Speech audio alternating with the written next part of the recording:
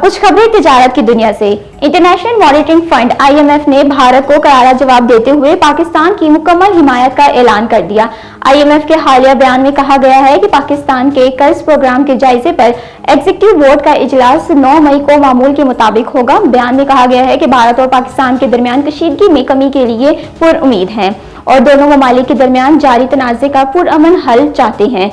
हुक्काम वज़ारत खजाना के मुताबिक इजलास में पाकिस्तान को IMF ने 2.3 अरब डॉलर पैकेज मिलने का इम्कान है। वफाकी वजीर खजाना मोहम्मद औरंगजेब ने कहा है कि मुल्की मईशत निस्बत सिब्त में गामजन है। वफाकी वजीर खजाना मोहम्मद औरंगजेब ने लंदन में प्रेस कॉन्फ्रेंस करते हुए कहा कि हुकूमती इक़दाम की बदौलत स्टॉक मार्केट बुलंद तरीन सतह पर है। हुकूमत की बेहतरीन पॉलिसी की बदौलत महंगाई और पॉलिसी रेट में नुमाया कमी आई। मोहम्मद औरंगजेब ने कहा कि पाकिस्तान के मौशी इस्तेहकाम की दुनिया तारीफ कर रही है। हुकूमत जामिया मौशी इस्लाहात के एजेंडे पर अमल पैरा है। टैक्स निज़ाम में बेहतरी के लिए इस्लाहात की जा रही हैं। टैक्स नेट में इजाफे के लिए इक़दाम किए जा रहे हैं। और पाकिस्तान स्टॉक एक्सचेंज में कारोबारी दिन का आगाज मुस्बत रुझान के साथ हुआ है। कारोबारी हफ्ते के चौथे रोज कारोबार के आगाज पर स्टॉक मार्केट में जबरदस्त तेजी देखी गई।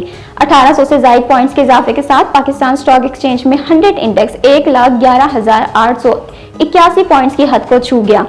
वाज़ेह है कि गुज़िश्ता कारोबारी दिन के इख्तिताम पर स्टॉक मार्केट में 100 इंडेक्स 3,559 पॉइंट्स की कमी के साथ 1,10,009 पॉइंट्स की सतह पर बंद हुआ था।